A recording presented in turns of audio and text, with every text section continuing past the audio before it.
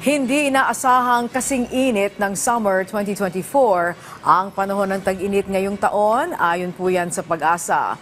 Ayon kay Pag-asa Assistant Weather Services Chief and Spokesperson Annalisa Solis, bagamat makakaranas pa rin ng mas mainit na temperatura, mas higit pa ang 2024 kung kailan umiral ang El Nino o matinding tagtuyot. Pero sa kabila umano nito, inaasahan na maglalaro sa 48 hanggang 50 degrees Celsius ang heat index ng bansa, partikular sa katapusan ng Abril o unang bahagi ng Mayo. Samantala, sa kabila ng mainit na panahon na nararanasan sa ngayon, nilinaw ni Solis na hindi pa nagsisimula ang panahon ng tag-init ng bansa. So hopefully sa ngayon hindi pa naman tayo nakakapag-predict ng possible na pumalo ng 40 yung ating maximum daytime temperature.